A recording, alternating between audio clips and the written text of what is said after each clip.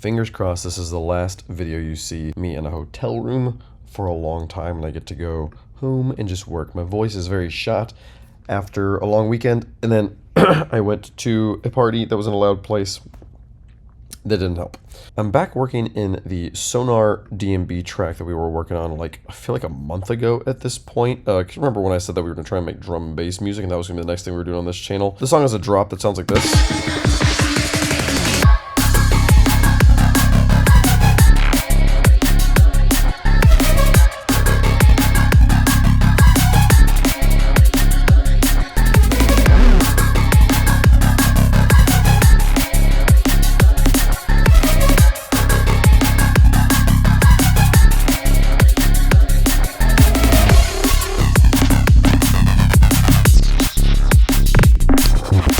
It goes on to some more fun stuff. It's a fun track. There's some other videos. If you go back and look up the submarine drum and bass stuff in the past, you can hear the song a little bit more full. It was nice to have spent a long time away from this and be able to come back to it like this, listen to it with very fresh ears and hear what does and does not work.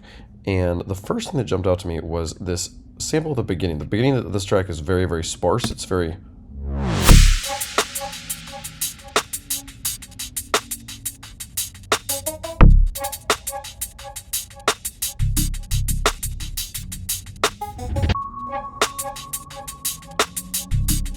very minimalist sounds, which makes anything that's got noise in it kind of stand out. You'll hear it here. This vocal bit comes in, and just listen to how much louder it is. How it's just kind of like the space is kind of one thing, and then the moment the vocal comes in, it's like boop, the space just changes. It's not like it fits in naturally to what you're hearing. What if I arrange the time? One thing only. It just kind of, it's the first time a vocal is in the track, and it just kind of jumps there's the vocals in this track. It's not fitting well, and just turning it down in volume wasn't seeming to help. If I turned it down to the spot where it wasn't jumping out, it felt like it was just getting lost and it was feeling muddy. So I felt like I needed to do a few things to change this. The first one I tried was just adding this little tail in here at the beginning. Just kind of put it on a revert. I just took this sample here and just reversed it and then put a fade up on it so that it's less of a verify. It doesn't just start. There's a little bit of a bring in. What if I arrange the time?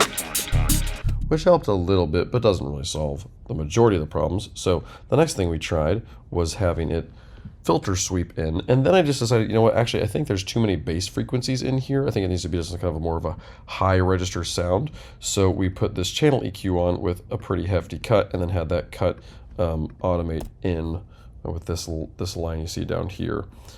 And so that sounded like this. What if I arrange the time? One thing only. That definitely helps. But still, the sound has just got so much kind of noise in the background because it is a line from a movie. So I feel like the bigger thing I need to do is kind of establish a bit more of a noise texture in the background.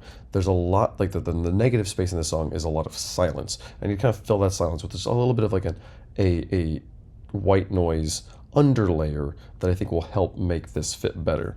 And so the first thing I added was our white noise faller here and a miles away riser in, so there's just actually a sound bed underneath. Instead of the silence being full of silence, or the negative space being full of silence, the negative space is now full of a little bit of white noise that'll still feel like silence in general.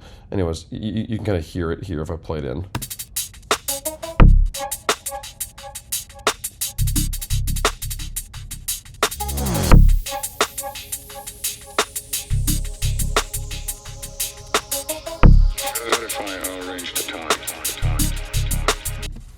It helps a little bit make that stand there. The voice is still maybe a little bit loud in the mix, so I could pull it down. I could also add a few more layers here to make it just kind of bring up the mix around it. And I thought these little sounds were kind of cool. These are sounds I got off of Splice here. This little guy that I played forwards and then reversed.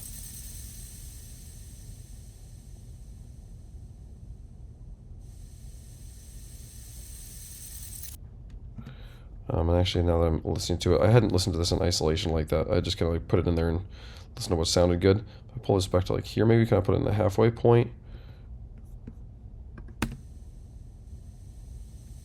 Yeah, that's fine.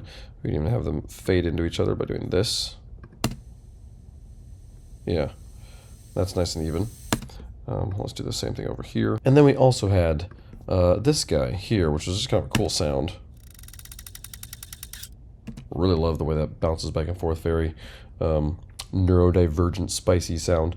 And originally it's a lot more deep of a sound.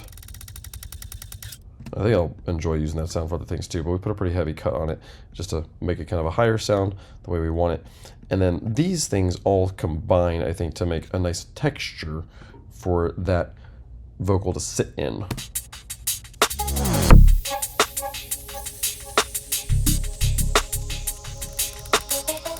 Good if I arrange the time. One thing only.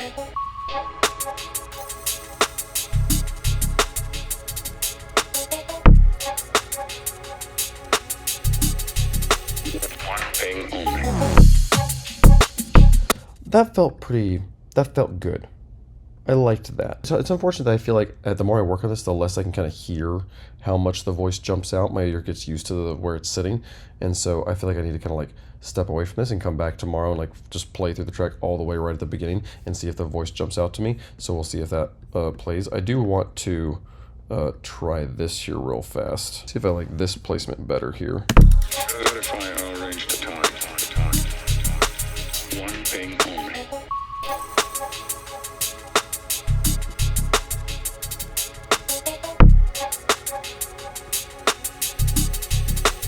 One thing only. Yeah, I think that works a little bit better there. So that was all we spent the time on today.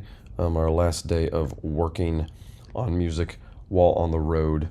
Of 3 weeks of being on the road here, this was kind of the 15 minutes I did today, was just kind of making this section work a little bit better, bringing up kind of a noise floor around a noisy vocal to make it sit a little bit better in the mix. Hopefully we still feel that this works tomorrow when we listen to it. And yeah, that's all we have time for today. Thanks so much for watching.